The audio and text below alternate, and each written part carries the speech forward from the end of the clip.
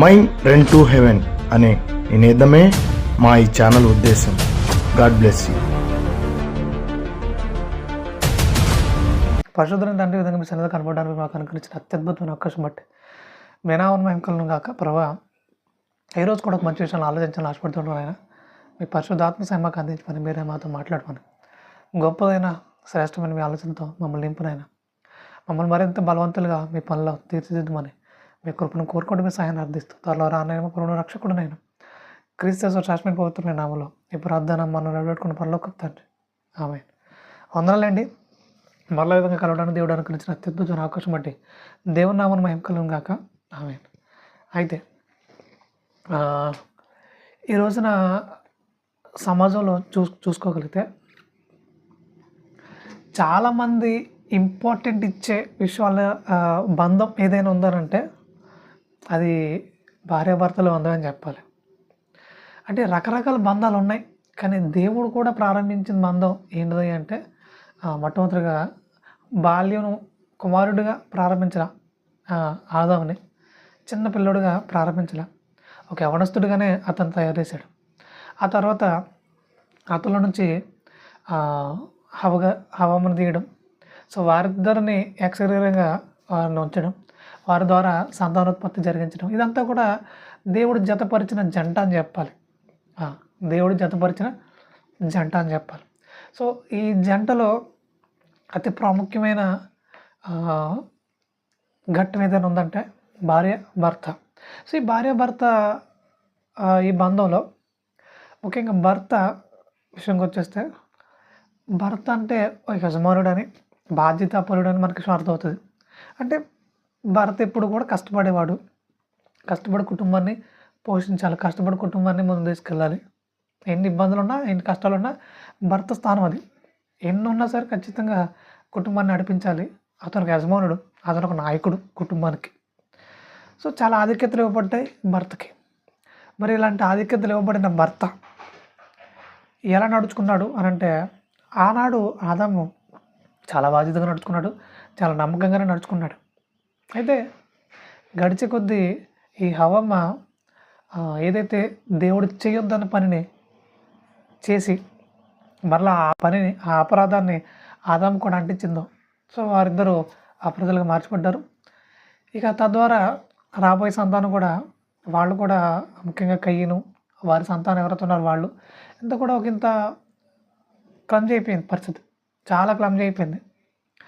ఇక ముఖ్యంగా చెప్పాలంటే ఇందులో ఒకవేళ మరలా కయ్యను ఒక కుటుంబానికి సభ్యుడైనా, ఒక కుటుంబానికి భర్త అవ్వచ్చు, ఒక యజమానుడు అవ్వచ్చు. ముఖ్యంగా తర్వాత పుట్టిన హేబెల్ చనిపోయిన తర్వాత ఏనోషు వీళ్ళు ఎవరైతే ఉన్నారో వాళ్ళందరూ కూడా వరుసగా చూసుకుంటే పురుషుడు అంటే ఎవరు, భర్త, యజమానుడు అనే ఒక గౌరవం ఇవ్వబడింది. చాలా సంతోషం. సో ఈ గౌరవాన్ని చాలామంది కాపాడుకున్నారు, చాలామంది పాడు చేసుకున్నారు. ఇప్పుడు కాపాడుకోవడం అంటే అంత ఈజీయా? యజమానుడి స్థానం ఏదైతే ఉందో అది కాపాడుకోవడం అంటే అంత ఈజీయా? చాలా కష్టపడాలి, చాలా పరుగులు తీయాలి, చాలా ప్రయాసపడాలి. ఎందుకంటే కుటుంబానికి హీరో ఎవరు అని అంటే ఇదిగో యజమానుడు, పిల్లలకి హీరో ఎవరు, తండ్రి. భార్యకి హీరో ఎవరు అవ్వాలి, భర్తే కావాలి. అంటే ఎలా చూసినా సరే ఒకంత బాధ్యతాయుతమైన చాలా భారభరితమైన పోస్ట్ ఏమైనా ఉందంటే అది భర్త పోస్ట్. ఇప్పుడు ఈ భర్త స్థానంలో ఎవరైతే ఉన్నారో వారు చాలా జాగ్రత్తగా ఉండాలి, చాలా జాగ్రత్తగా నడుచుకోవాలి. కానీ ఈ రోజున భర్తలు ఎలా ప్రవర్తిస్తున్నారు, ఎలా వాళ్ళ యొక్క జీవన విధానాన్ని ముందు తీసుకెళ్తున్నారు అంటే చాలామంది భర్తలు ఉన్నారు, వాళ్ళ ఆలోచన విధానం కంప్లీట్గా దేవునికి చాలా విరుద్ధంగా ఉంది. అయితే నేను ఈరోజు మాట్లాడాలనుకుంటున్న ఈ విషయంలో బాధ్యత గల భర్తల గురించి మాత్రం నేను మాట్లాడాలనుకుంటున్నాను. బాధ్యత లేకుండా రకరకాల పంత పట్టిన వాళ్ళు చాలామంది ఉన్నారు. సో నేను వారి గురించి ఈరోజు మాట్లాడాలనుకోవట్లేదు. ఏదైనా సమయం వచ్చినప్పుడు ఖచ్చితంగా మాట్లాడే ప్రయత్నం చేస్తాను. అయితే ఈరోజు నేను మాట్లాడాలనుకున్న విషయం ఏంటంటే, బాధ్యత గల భర్తకి ఏ భర్తని సార్ కోరుకునేది ఏంటంటే, నాకు మరింత బాధ్యతాయుతమైన భార్య కావాలి అనుకుంటాడు. నేను చాలా బాధ్యతగా ప్రవర్తిస్తున్నాను, చాలా బాధ్యతగా ఉన్నాను, అయితే నాకు కూడా మరింత బాధ్యతాయుతమైన భార్య కావాలని కోరుకుంటాడు. అలా కోరుకుని తన జీవితంలో ఆ భాగస్వామిని ఆహ్వానిస్తాడు. అలా ఆహ్వానించిన తర్వాత ఆ భార్య చక్కగా లోబడుతూ, భర్తను ప్రేమిస్తూ, ఏం చెప్పినా సరే లోబడి జరిగిస్తూ నమ్మకంగా ముందుకెళ్తున్నప్పుడు ఆ భర్త సంతోషం ఇంత అంతా కాదు. చాలా సంతోషపడతాడు. ఎందుకంటే నేను చాలా బాధ్యతగా నడుచుకుంటున్నాను. అంతకంటే బాధ్యతగా నా భార్య ఉంది. అంతకంటే బాధ్యతగా నన్ను ప్రేమిస్తుంది. నాకెంతకంటే ఏం కావాలి? అని చాలా సంతోషంగా ఫీల్ అవుతాడు. చాలా సంతోషంగా తన సంతోషాన్ని వ్యక్తం చేస్తాడు. చాలా సంతోషం. నిజంగా ఏ భార్య అయినా అలానే ఉండాలి. భర్తకు లోబడి చక్కగా నడుచుకోవాలి. కానీ రాను ఇక ఈ భర్తలు కుటుంబాన్ని పోషించే క్రమంలో కొంచెం ఎక్కువ కష్టపడడం మూలనో మరేమో మొత్తానికైతే భార్యలు భర్తల మీద తమ ఆసక్తిని కోల్పోతున్నారు. చాలామంది భార్యలు తమ భర్తల మీద ఉన్న ఆసక్తిని కోల్పోతున్నారు. కానీ భర్త చాలా బాధ్యతాయుతంగా సమాజంలోకి వెళ్ళి కష్టపడి ఎన్నో సంపాదించుకుని ఎంతో కష్టపడి తీసుకొచ్చి ఆ భార్యకి అన్ని అందిస్తుంటే చాలామంది భార్యలు ఎలా తయారవుతున్నారంటే, అందరు భార్యలు నేను చెప్పట్లేదు, కొంతమంది భార్యలు ఎలా తయారవుతున్నారని అంటే, తిని భర్తను సంతోషపెట్టడం మానేసి, వీళ్ళు సంతోషంగా ఉండి భర్తను సంతోషపెట్టడం మానేసి, వీళ్ళు వేరే సంతోషాలు వెతుక్కుంటున్నారు, వేరే ఆనందాలు వెతుక్కుంటున్నారు. ఇది నిజంగా చాలా బాధాకరం, చాలా అంటే చాలా ఆవేదనకరం పరిస్థితి. ఎందుకనంటే భర్తే వారి సంతోషం కావాలి, భర్తతోనే వారి సంతోషాన్ని గడపాలి, వ్యక్తం చేయాలి. అంతే తప్ప వేరొక సంతోషాన్ని వెతుక్కుంటున్నారు అని అంటే అమ్మో, ఇది సాతాను లక్షణం అని చెప్పాలి. ఎందుకంటే మనకు ఇవ్వబడింది ఒకడే భర్త, ఆ భర్తతో మన సంతోషం ఉండాలి, ఆ భర్తతో మనకి ఏదైనా సంతోషాన్ని షేర్ చేసుకుని ఉండాలి. అంతే తప్ప ఇక వేరే సంతోషాన్ని వెతుక్కుంటున్నారని అంటే అమ్మో, ఇది చాలా భయంకర విషయం. ఈరోజు చాలామంది ఇన్స్టాగ్రామ్ కావచ్చు, టిక్టాక్ కావచ్చు, ఇంకా రకరకాల ప్లాట్ఫామ్స్ ఉన్నాయి. సో ఆ ప్లాట్ఫామ్లోకి వెళ్ళడం, వాళ్ళ అసభ్యకరమైన ప్రవర్తన అంతటిని ఆ ప్లాట్ఫామ్లో చూపించడం, కింద ఎవరెవరో పనికిమాలిన బ్యాచ్ అంతా కూడా రకరకాల కామెంట్లు పెట్టడం. సరే పెట్టారు, ఆ కామెంట్లు మరలా స్క్రీన్ మీద పెట్టి ఇదిగో నువ్వు ఎలాగన్నావురా అలాగన్నావురా అని మళ్ళీ వాళ్ళని అనడం. అసలు వీళ్ళు ఎందుకు అంత బోల్డ్గా ఇన్స్టాగ్రామ్లో కానీ రకరకాల ప్లాట్ఫామ్లో కానీ ప్రవర్తించడం, వారు కింద వచ్చిన మళ్ళీ కామెంట్స్ని విషయమై ఫీల్ అయిపోవడం ఎందుకు, మళ్ళీ అవి స్క్రీన్ మీద పెట్టి మళ్ళీ వాళ్ళు తిట్టడం ఏంటి, అసలు ఎటు వెళ్ళిపోతుంది సమాజం అని అంటే మరీ నీచంగా తయారవుతుంది చాలామంది స్త్రీల పద్ధతి. వారు ఒక విధంగా చెప్పాలంటే చాలామంది భర్తలు కలిగిన భార్యలే.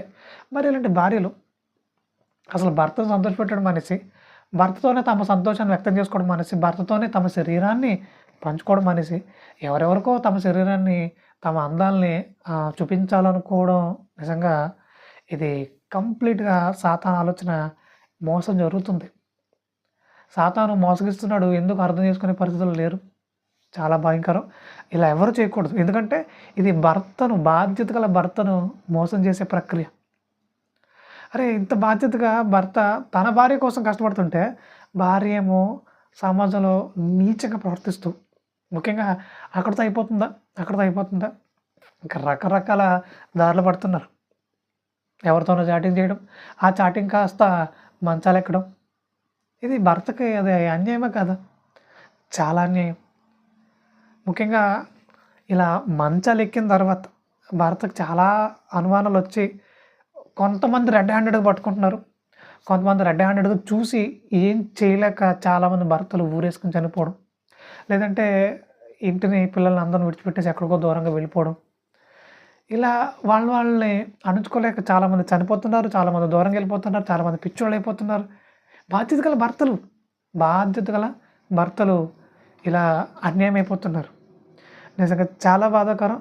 అలా ఎలాంటి బాధ్యత గల భర్తకి జరగకూడదని వాక్యాన్ని బట్టి తెలియజేస్తున్నాను. అలా ఎవరు అన్యాయం చేసే భార్యలుగా ఉండకూడదు. ఎందుకంటే వాక్యం ఏమని చెప్తుందంటే, మీరు మీ భర్తలకు లోబడి ఉండాలి, మీ భర్తలను ప్రేమించాలి, వారిని మాత్రమే సంతోషపెట్టాలి, వారి కోసం మాత్రమే బ్రతకాలి.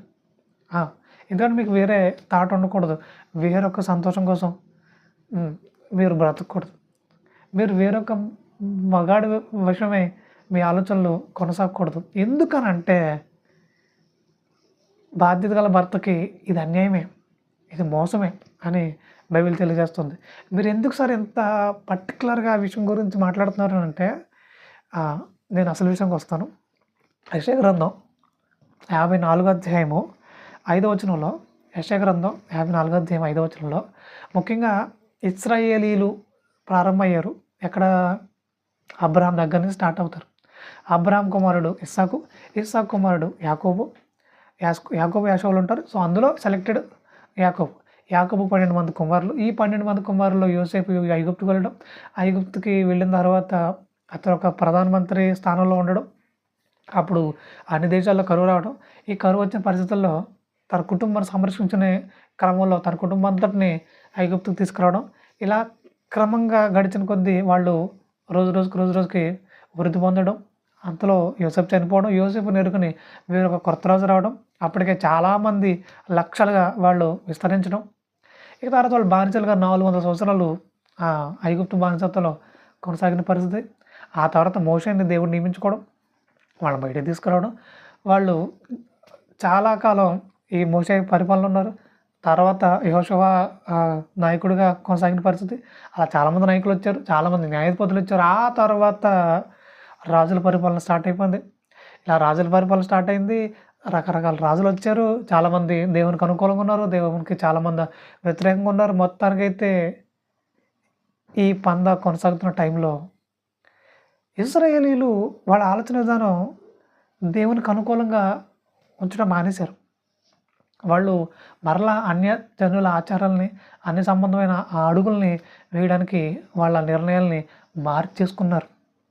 దేవుని చిత్తాన్ని నెరవేర్చడం మానేసి వాళ్ళ నిర్ణయాలు ఈ విధంగా కొనసాగుతున్న పరిస్థితుల్లో దేవుడు తన బాధను వ్యక్తం చేస్తున్నాడు. యెషయా గ్రంథం 54వ అధ్యాయము 5వ వచనంలో ఆయన మాట్లాడుతున్నాడు.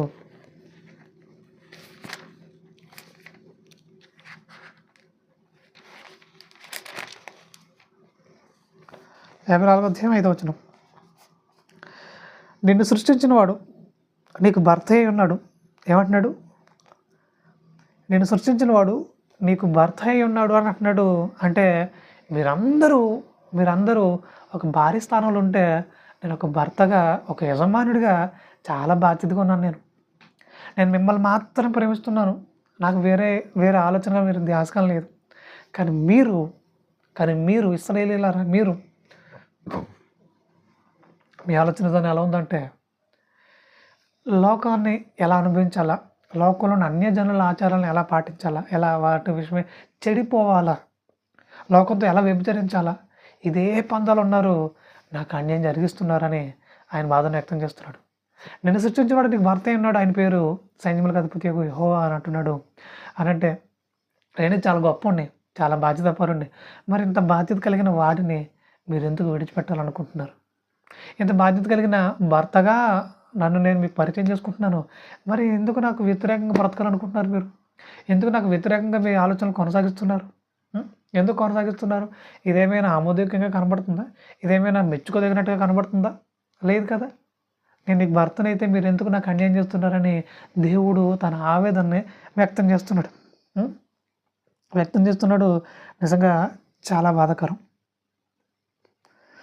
ఇక 6వ వచనం చూడగలిగితే, నీ దేవుడు ఈ మాట సెలవిస్తున్నాడు, విడువబడి దుఃఖక్రాంతురాలైన భార్యను పురుషుడు రప్పించినట్లును, తృణీకరింపబడిన యవనపు భార్యను పురుషుడు రప్పించినట్లును యెహోవా నిన్ను పిలుచుచున్నాడు.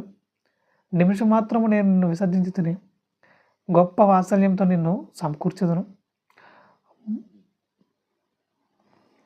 మహోద్రేకము కలిగి నిమిషం మాత్రం నీకు విముఖుడనైతిని, నిత్యమైన కృపతో నీకు వాత్సల్యం చూపుదును అని నీ విమోచకుడకు యెహోవా సెలవిచ్చున్నాడు అంటున్నాడు. కోపం వచ్చింది నాకు, నువ్వు చేసిన అన్యాయం బట్టి నాకైతే కోపం వచ్చింది.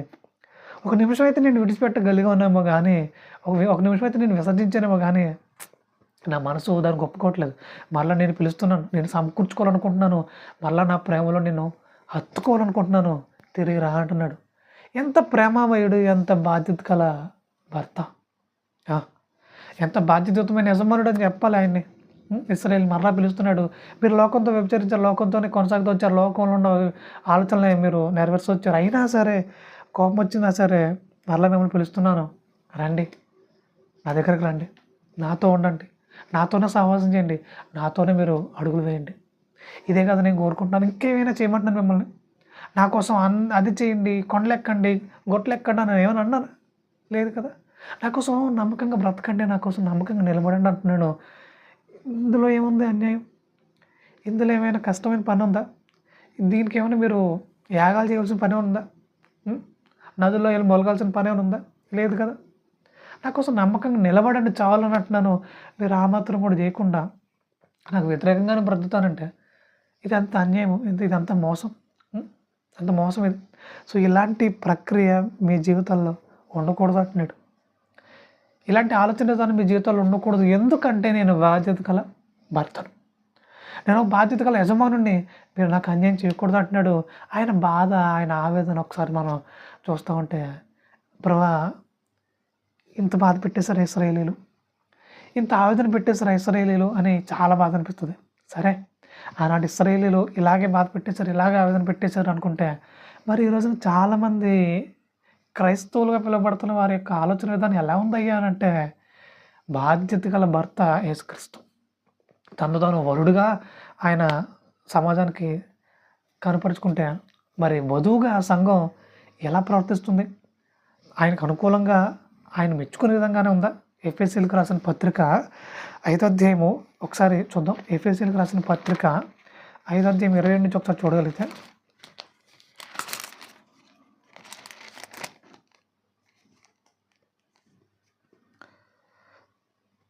నుంచి పురుషులారా మీరును మీ భార్యలను ప్రేమించుడి, అటువలే క్రీస్తు కూడా సంఘమును ప్రేమించి అది కళంకమైనను ముడతైనను అటుది మరి ఏదైనాను లేక పరిశుద్ధమైనదిగాను నిర్దోషమైనదిగాను మహిమగల సంఘముగాను ఆయన తన ఎదుట దానిని నిలువబెట్టుకొనవలనని వాక్యంతో ఉదక స్నానం చేత దానిని పవిత్రపరిచి పరిశుద్ధపరచుటకే దాని కొరకు తను తాను అప్పగించుకొని అంటున్నాడు.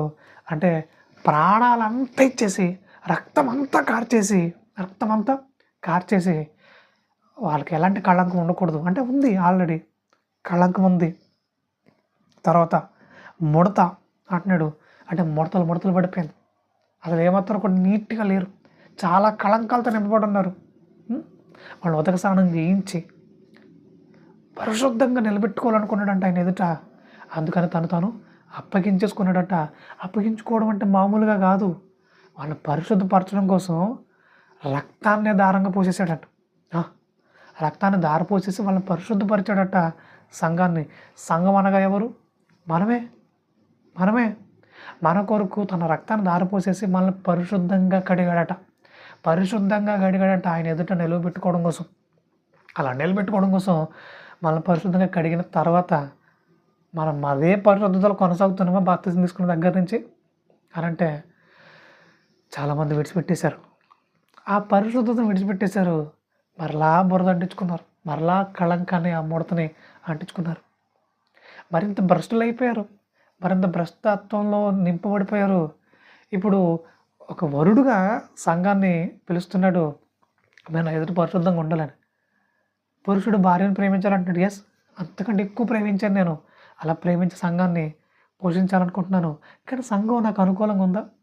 సంఘం నేను కోరుకున్నట్టుగా ఉందా అని అంటే లేదనైనా, అస్సలు లేదు.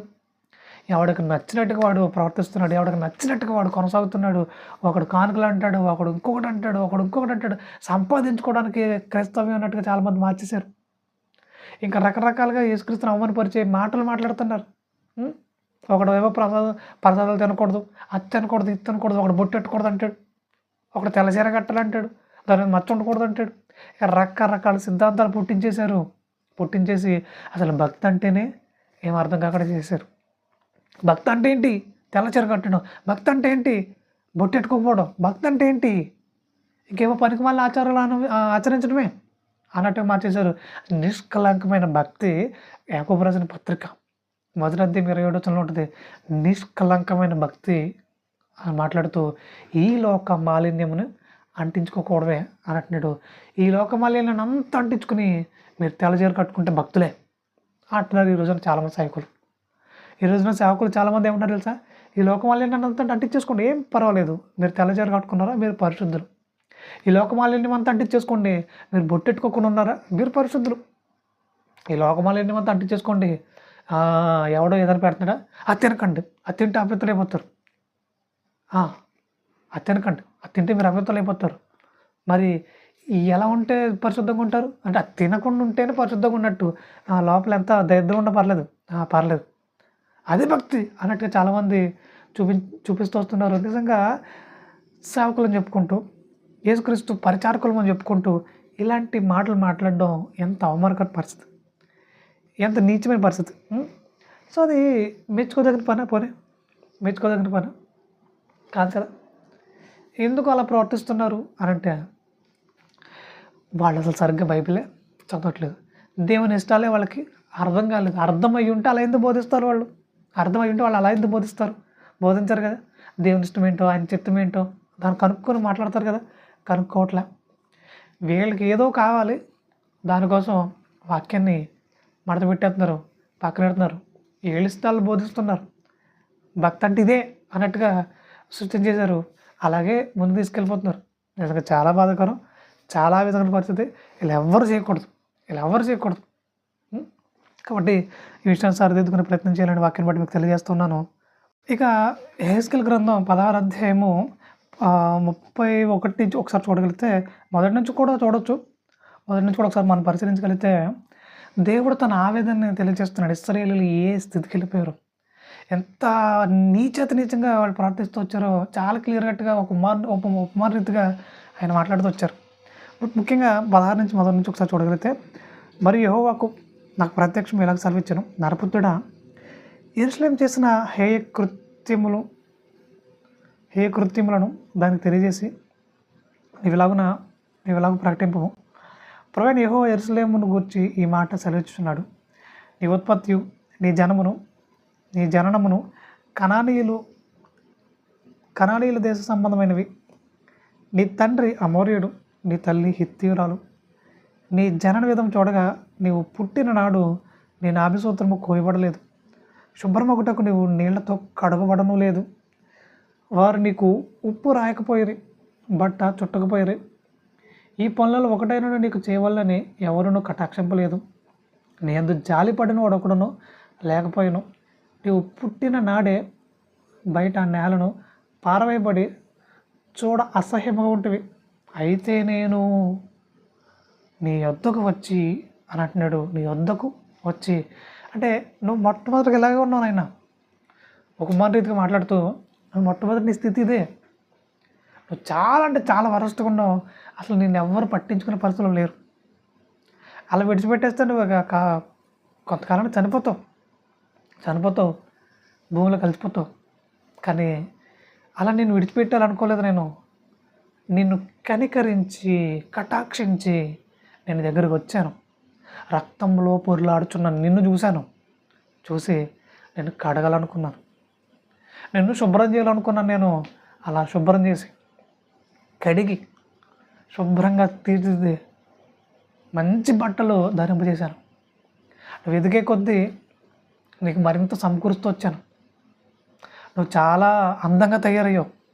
అలా అందంగా తయారైన తర్వాత నీ యవ్వనాన్ని బట్టి, నీ అందాన్ని బట్టి ఇంత మేలు చేసిన నన్ను విడిచిపెట్టేసి, ఇంతగా నిన్ను సాకిన, నిన్ను కటాక్షించిన నా ప్రేమను మరిచి నువ్వు ఎలా ప్రవర్తించావు తెలుసా?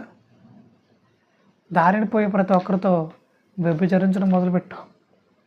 నిజంగా చిన్నప్పటి నుంచి వారిని పెంచి పోషించి వారిని చక్కగా తీర్చిదిద్దిన ఎవరికైనా సరే తమకు అనుకూలంగా ఉండాలి తమ పిల్లలు అనుకుంటారు. అయితే వాళ్ళు ఎవడికో లొంగిపోయి, ఎవడి మాటలకో పడిపోయి, వాడికి నచ్చినట్టుగా బ్రతుకుతాను, నీ ఇష్టం నాకు అక్కర్లేదు, నీ ప్రేమ నాకు అక్కర్లేదు, నువ్వెవడో నాకు సంబంధం లేదు అని మాట్లాడితే ఏ తండ్రి గుండైనా పగిలిపోదా? ఎంత ఆవేదనతో నిండిపోతుంది, ఎంత కన్నీటితో నిండిపోతుంది. అసలు ఏం జరుగుతుంది, ఏంటిది? చిన్నప్పటి నుంచి నిన్ను పోషించింది నేనే, నీ ప్రతి విషయంలో తోడున్నది నేనే, నీ ధైర్యం చెప్పింది నేనే, నేను ఇంత బలపరిచింది నేనే, నేను ఇంత అందంగా తయారు చేసింది నేను, నేను ఇంత అందంగా తయారు చేసింది నేను కదా. నువ్వు నాకు వ్యతిరేకంగా ఉండేటమ్మా. ఏ తండ్రి అయినా ఒప్పుకోగలడా? ఏ తండ్రి అయినా దీనికి ఆమోదించగలడా?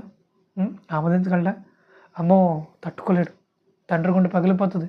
ఆత్మహత్య చేసేసుకుంటారు చాలామంది. కూతురు లేచిపోయింది, మీ కూతురు అని వినబడగానే తట్టుకోలేరు. చాలామంది తల్లిదండ్రులు ఆత్మహత్య చేసేసుకున్నారు. తట్టుకోలేరు. చిన్నప్పటి నుంచి గారాబంగా పెంచిన తల్లి ఎవరు? చిన్న తల్లి. మా చిన్న తల్లి ఎలా చేసిందా? మా ప్రేమను కాదని ఎవడి ప్రేమకో ఓటేసిందా? మా ప్రేమను తృణీకరించిందా? మాకు అవమానం మిగిల్చిందా నలుగురిలో? ఆయన తట్టుకోలేక చాలామంది తల్లిదండ్రులు ఆత్మహత్య చేసుకున్న పరిస్థితి. అంటే తల్లిదండ్రులే చంపేసేంత దుర్మార్గమైన చర్య చాలామంది కుమార్తెలు కనబడుతుంది. ఇక్కడ కూడా నాభిసూత్రం కోయబడలేదట. ఆ రక్తాన్ని ఎవరు శుభ్రం చేయలేదట, ఉప్పు రాయలేదట. అంటే చాలా దీనమైన పరిస్థితిలో ఉంది ఇశ్రాయేల్ పరిస్థితి. అలాంటప్పుడు నేను ఎన్నుకున్నాను, నేను శుభ్రం చేశాను. నువ్వు నేను నీ దగ్గరికి వచ్చినప్పుడు, నేను కటాక్షించి నీ దగ్గరికి వచ్చినప్పుడు నువ్వు రక్తంలో పొరలాడుతున్నావు. నేను శుభ్రం చేశాను, నిన్ను కడిగాను. ఇదిగో నేను ఇంత అందంగా తయారు చేశాను. నేను ఇంత అందంగా తయారైన తర్వాత, ఇంత బలంగా తయారైన తర్వాత నువ్వు లోకంతో వ్యభిచరించడం మొదలుపెట్టావు, రకరకాల అన్ని జనులతో కలిసిపోవడం మొదలుపెట్టావు. నాకు అన్యాయం కాదా అది? నాకు అన్యాయం కాదా అని దేవుడు తన ఆవేదన వ్యక్తం చేస్తున్నాడు, తన బాధను అంతటిని వ్యక్తం చేస్తున్నాడు. నిజంగా చాలా బాధాకరం, చాలా ఆవేదనకరం. దేవుని బాధ పెట్టి మనం ఏం సాధిస్తాం చెప్పండి? దేవుడిని కన్నీళ్ళు పెట్టించి మనం ఏం సాధిస్తాం? ఎంత ప్రేమిస్తున్న ఆయనకి అన్యాయం జరిగించవచ్చా? ఎంత ప్రేమిస్తున్న భర్తకు ఒక భార్యగా, వధువు సంఘంగా మనం అన్యాయం జరిగించవచ్చా? అస్సలు జరిగించకూడదు, అస్సలు జరిగించకూడదు. ఆయన ఎంతగా మనం ప్రేమించినా అది తక్కువే.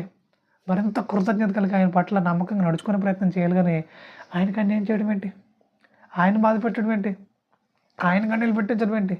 అమ్మో, ఇది ఎప్పటికీ మన జీవితంలో జరగకూడదు. ఏమాత్రం కూడా అలాంటి పరిస్థితి మన జీవితంలో రిపీట్ కాకూడదు. సో దీని అర్థం దృష్టి పెట్టుకోవాలని మరొకసారి జ్ఞాపకం చేస్తూ ఉన్నాను. ఇక తర్వాత 31 వచ్చిన ఒకసారి చూడగలిగితే, యెహెజ్కేలు గ్రంథం 16:31 ఒకసారి చూడగలిగితే, ప్రతి అండదోవను, గొళ్ళను, ప్రతి రాజవీధిని యొక్క బలిపీఠమును కట్టుచు వేసి చేయనట్టు చేయక జీతం పుచ్చుకోన నొల్లక ఇంటివి. వ్యభిచారిణి యొక్క భార్య తన పురుషుని త్రోసివేసి అన్ని జనులను చేర్చుకున్నాడు కదా. పురుషులు వేసేలకు పొడుపు సొమ్ము ఇచ్చేదారు కదా. నీ వెటకాండ్రు నలుదిక్కుల నుండి వచ్చి నీతో వ్యభిచరించినట్లు వారికి అందరికీ నీవే సొమ్మిచ్చుచూ వచ్చితివి, బహుమానములు ఇచ్చుచూ వచ్చితివి. నీ జారత్వమునకు ఇతర స్త్రీల జారత్వమునకును భేదమేమనగా, వ్యభిచరించుటకు ఎవడైనా నీ వెంట తిరుగుటయు లేదు, నీకు పొడుపు సొమ్ము ఇచ్చుటయు లేదు, నీవే ఎదురు జీతం ఇచ్చితివి. ఇదే నీకును వారికి కలిగిన భేదం, ఇదే యెహోవా అంటున్నాడు. అంటే నువ్వు జీతం కూడా తీసుకోవట్లేదు, వాళ్ళకి నువ్వు జీతం ఇచ్చి వారితో వ్యభిచరిస్తున్నావు అంటున్నాడు. ఎంత భయంకరమైన నీచమైన ప్రక్రియ అని చెప్పాలి. కాబట్టి ఇలాంటి నీచమైన గుణం ఏ క్రైస్తవులు కనబడకూడదు. ఈరోజు చాలామంది క్రైస్తవులు చెప్పుకుంటారేమో, కానీ వాళ్ళ ఆలోచన విధానం కంప్లీట్గా సాధారణ సంబంధంగా వ్యభిచారయుక్తంగా ఉంది. వాళ్ళ చూపులు బాగుంటలేదు, వాళ్ళ ఆలోచన విధానం బాగుంటలేదు. లోపల కలుగుతున్న కోరికల్ని ఎలా తీర్చేసుకుందామా, ఎలా దుర్వినియోగపరుద్దామా దేవుని చిత్తాన్ని పరుగులాడుతున్నారు. అరే సంఘంలోకి వచ్చి రకరకాల రిలేషన్షిప్స్ పెట్టేసుకుంటున్నారంటే ఎంత బాధాకరం.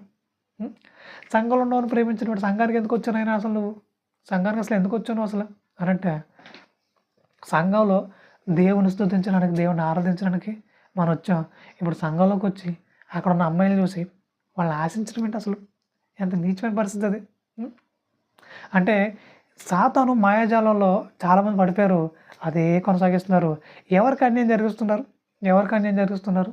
అమ్మో, దేవునికి అన్యాయం అది. ఆయన అవమానపరుస్తూ ఆయనకి అన్యాయం జరిగించేలాగా మనం ఎవరు ఉండకూడదు.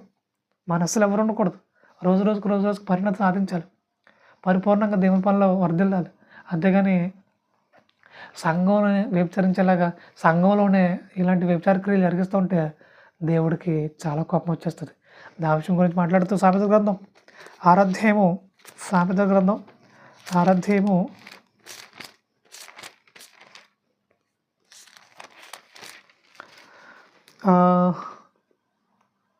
32 నుంచి ఒకసారి చూడగలిగితే, జారత్వం జరిగించేవాడు కేవలము బుద్ధిశూన్యుడు, ఆ కార్యం చేయవాడు స్వనాశనమును కోరువాడే అని అంటున్నాడు. అంటే పెళ్లి కాకుండా ఎవరితో నువ్వు శరీరంగా కాంటాక్ట్ పెట్టుకోకూడదు అంటున్నాడు. సెక్చువల్ కాంటాక్ట్ పెట్టుకోకూడదు అని అంటున్నాడు. అంటే నీ కోరికల్ని యేసుక్రీస్తులాగా, ఒక యోసేపులాగా కంట్రోల్ చేసుకుని, ఒక వివాహం వయసు వచ్చిన తర్వాత ఖచ్చితంగా వివాహం చేసుకో. అంతవరకు నువ్వు కంట్రోల్గా ఉండాలి నాయన. ఎందుకంటే జారత్వం దేవుని దృష్టిలో చాలా పెద్ద పాపం, చాలా పెద్ద పాపం. అది బుద్ధిహీనత, బుద్ధిశూన్యత అని అంటున్నాడు.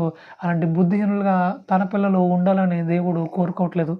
ఒక భర్తగా, ఒక యజమానుడిగా తన పిల్లలు, ముఖ్యంగా తన వధువు సంఘం అలా ఉండాలని కోరుకోవట్లేదు.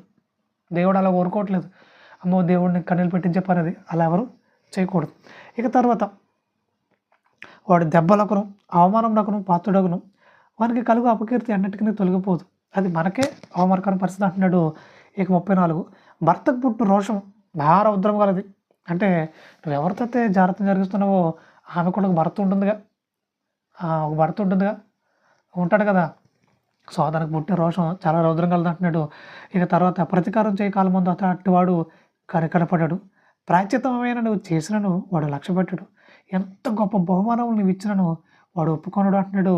భర్త ఎవరు కాదు, దేవుడే. కాబట్టి ఆయనకు రోషం పుట్టించేలా మనం ఎవరు ఉండనుగా ఉండకూడదు. ఆయనకు అవమానకరంగా మన అడుగులు వేయకూడదు. ఆయనకు రోషం పుట్టించి, ఆయన కోపం తెప్పించి ఏం సాధిస్తాం మనం? ఏం సాధిస్తాం? ఆయనకి కన్నీళ్ళు పెట్టించడం తప్పితే మరి ఏం లేదు. కాబట్టి ఆయన్ని బాధ పెట్టేలాగా, అవమానపరిచేలాగా మనం ఎవరు ఉండకూడదు. ముఖ్యంగా ఆయన మోసం చేసే ఏ ఒక్క ఆలోచన మన జీవితంలో కనబడకూడదు. ఇంతకాలం కొనసాగించిన పరిస్థితిని బట్టి దేవుడు క్షమించుగాక. ఎవరైనా లాంటి పరిస్థితి కొనసాగించుంటే దేవుని దగ్గర రండి, క్షమాపణ కోరుకుని దేవుడు ఖచ్చితంగా క్షమిస్తాడు. ఈరోజు మిమ్మల్ని ఆయన ఎదుటి క్షమాపణ కోరుకుని పరిశుద్ధులుగా మారి మరలా దేవుని కోసం నమ్మకంగా, యథార్థంగా బ్రతికేలా ఉండండి. ఒక వధువు సంఘంగా దేవుని చిత్తానుసారంగా ముందుకు అడుగులు వేసేలాగా మీరు ఉండగలిగితే దేవుడు చాలా సంతోషపడతాడు. ఒక భర్తగా, ఒక యజమానుడిగా ఆయన చాలా సంతోషపడతాడు. ఆయన అవమానపరిచేలాగా, ఆయన కించపరిచేలాగా మన జీవితాలు ఉండకూడదు. ఈ విషయం దృష్టిలో పెట్టుకోవాలి. ఇక తర్వాత ఇదే విషయం గురించి మాట్లాడుతూ ఒకనొక సందర్భంలో యాకోబు రాసిన పత్రిక 4:4 సంఘం గురించి మాట్లాడుతున్నాడు. సంఘంలో చెడిపోయిన వారి గురించి మాట్లాడుతున్నాడు. చాలామంది వక్రీకరిస్తూ ఉంటారు. కానీ సంఘంలో ఎవరైతే చారత్వం వైపు వెళ్ళిపోతున్నారో, చెడిపోతున్నారో వారి గురించి మాట్లాడుతూ ఆయన మాట్లాడుతున్నాడు. యాకోబు రాసిన పత్రిక 4:4 చూడగలిగితే, మీరేం అడిగినాను మీ భోగముల నిమిత్తం వినియోగించుటకై దురుద్దేశంతో అడుగుతారు కనుక మీకేమీ దొరకట్లేదు. వ్యభిచారులారా, ఈ లోక స్నేహం దేవునితో వేరుమని మీరు ఎరుగరా? కాబట్టి ఎవడు ఈ లోకంతో స్నేహం చేయకూడనో వాడు దేవునికి శత్రువుగును అంటున్నాడు. కాబట్టి ఈ లోకంతో స్నేహం చేయొద్దు అంటున్నాడు. అంటే లోకంలో ఉన్నవారితో ఎవరితో మాట్లాడొద్దా, ఎవరితో సాహసం చేయొద్దా అన దాని అర్థం. లోకము దాని ఆశ గతించిపోను అంటున్నాడు. లోకం అనగా ఏంది? లోకం అనగా ఏంటి అని అంటే, లోకంలో చాలా పాపం ఉందని ఆయన, లోకంలో దురాశ ఉంది. ఇక దురాశ గర్భం ధరించి పాపమును కరుణ అంటున్నాడు. కాబట్టి ఇలాంటి పాపయుక్తమైన ఏ ఒక్క ఆలోచనతో నువ్వు సహవాసం చేయకూడదు. అలాంటి పాపం జరిగించే వారితో నువ్వు అసలు సహవాసం చేయొద్దు. అలాంటి పాప సంబంధం ఆలోచనతో కొనసాగే వారితో నువ్వు సహవాసం చేయకూడదు. ఎందుకంటే నువ్వు కూడా ఖచ్చితంగా అదే పాపంలోకి వెళ్ళిపోయే అవకాశం ఉంటుంది. నువ్వు కూడా దేవునికి అన్యాయం చేసే పదంలోకి వెళ్ళిపోయే అవకాశం ఉంటుంది. కాబట్టి అలాంటి వారితో సహవాసం చేయకు. అలాంటి పందాతో కొనసాగే వారితో, అలాంటి ఆలోచనతో కొనసాగే వారితో నువ్వు ఎక్కడ నిలబడద్దు. కీర్తనల గ్రంథం 1:1 అంటాడు, దుష్టుల ఆలోచన చొప్పున నడువక, పాపల మార్గమున నిలువక, అపహాసకులు కూర్చుండే చోటను కూర్చుంటక అంటున్నాడు.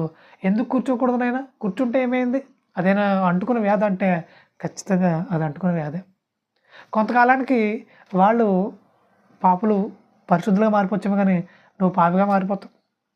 వాళ్ళైనా మార్పు రావచ్చేమో కానీ నీలో ఎప్పటికీ మార్పు రాదు. ఎందుకంటే నీకు ఆల్రెడీ తెలుసు, యేసుక్రీస్తు తెలుసు, యేసుక్రీస్తు క్షమాపణ తెలుసు. అన్నీ తెలిసిన తర్వాత మనం అక్కడికి వెళ్ళి నిలబడితే వారికంటే మరింత దౌర్భాగ్యమైన పరిస్థితులకు వెళ్ళిపోతాం. కాబట్టి అలాంటి నీచమైన గుణాలు కలిగిన వారితో సహవాసం చేయొద్దు. అలాంటి ఏ ఒక్క ఆలోచన నీలో రాకుండా జాగ్రత్త తీసుకో. నువ్వు ఎప్పుడు నీటి కాలువలో ఎవరైనా నాటుబడిన మొక్క వల్ల ఉండాలి. అంటే వాక్యంలో నిరంతరం పెరిగే విధంగా ఉండాలి. అద్భుతమైన వృద్ధి కలిగి ఉండాలి. కానీ వ్యర్థమైన ఆలోచనతో కొనసాగాలని ఉండకూడదు. ఒక బాధ్యత కలిగిన భర్తకు, అనగా దేవునికి, యజమానునికి బాధ్యత కలిగిన భార్యగా, ఒక వధువు సంఘంగా మనందరం ఆయన ఎదుట నిలబడాలి. కానీ ఆయన కన్నీళ్ళు పెట్టించే విధంగా, ఆయన అవమానపరిచే విధంగా ఉంటే దేవుడు చాలా బాధపడతాడు. ఆయన బాధ పెట్టేసి, ఆయన అవమానపరిచేసి ఎందుకని వచ్చింది మనం ఎందుకని వచ్చింది నో, అస్సలు అలా జరగకూడదు. రోజు రోజు మనలో పరిణతి రావాలి. ఎంతకాలం పడిపోతున్నచ్చో, ఎంతకాలం మనం జారిపోతున్నచ్చో ఇక మీద మన జీవితంలో జరగకూడదు. ఇంకా అది మళ్ళీ రిపీట్ కాకూడదు. సరిదిద్దుకోవాలని వాక్యం బట్టి మీకు తెలియజేస్తున్నాను. ఇక చివరిగా ఒక వచనాన్ని అయితే మీకు చూపించి నేను నా మాటలు ముగించాలని ఆశపడుతున్నాను. హెబ్రీయులకు రాసిన పత్రిక 6వ అధ్యాయము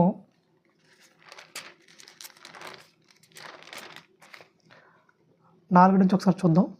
ఒకసారి వెలిగింపబడి పరలోక సంబంధమైన వరమును రుచి చూచి పరిశుద్ధాత్మల పాలువారే దేవుని దివ్యవాక్యమును రాబో యుగ సంబంధమైన శక్తుల ప్రభావమును అనుభవించిన తర్వాత తప్పిపోయిన వారు తమ విషయంలో దేవుని కుమారుని మరలా సిలువ వేయచు బాహాటముగా ఆయనను అవమానపరుచుతున్నారు. కనుక మారు మనసు పొందినట్లట్టి వారిని నూతనపరచుట అసాధ్యము అని అంటున్నాడు. కాబట్టి ప్రియమైన వాళ్ళారా, ఒకసారి వెలిగింపబడిన తర్వాత మరలా చెడిపోయే విధంగా, మరలా పడిపోయే విధంగా ఉంటే మరలా నూతనపరచడం అనేది దేవుడు కూడా అసాధ్యం అని అంటున్నాడు. కాబట్టి ఒక పరిపూర్ణతకు వచ్చేంత వరకు చిన్న పొరపాట్లు జరుగుతూనే ఉంటాయి. కానీ వాటిని సరిదిద్దుకుని బలంగా నిలబడే ప్రయత్నం చేయాలి తప్ప మరలా మళ్ళీ పడిపోతానంటే ఒక రోజున మళ్ళీ తిరిగి లేచే పరిస్థితి లేకుండా చనిపోతే, పడిపోయిన స్థితిలో మనం చనిపోతే పాతాళం వెళ్ళిపోతాం కదా. ఇంతకాలం జరిగించిన భక్తి వ్యర్థమైపోతుంది కదా. కాబట్టి అలా ఎవరు చేయొద్దు. ఒకవేళ ఎవరైనా పడిపోయిన వారుగా ఉన్నారా, వెంటనే లేచి నిలబడే ప్రయత్నం చేయండి. ఎవరైనా చెడిపోయిన వారుగా ఉన్నారా, ఇప్పుడే యేసుక్రీస్తు దగ్గరికి వచ్చి మీకు క్షమాపణ కోరుకుని దేవుని చిత్తానుసారంగా మీ అడుగులు ప్రారంభించండి. ఖచ్చితంగా ఆయన మిమ్మల్ని అంగీకరిస్తాడు. ఆయన మిమ్మల్ని మరింత బలపరుస్తాడు. ఆయన కోసం నమ్మకంగా నిలబెడతాడు. మనం వేసేది మొట్టమొదటిగా ఒక్కడిగే, కానీ మిగతా అడుగులన్నీ ఆయన ఎంచుకుంటాడు. ఆయనకి మనం సమర్పించుకున్నప్పుడు ఆయన చూసుకుంటాడు అంతా. కానీ అసలు ముందు మనం సమర్పించుకోవాలి కదా, మనం ఆయన ఎదుట అప్పగించుకోవాలి కదా.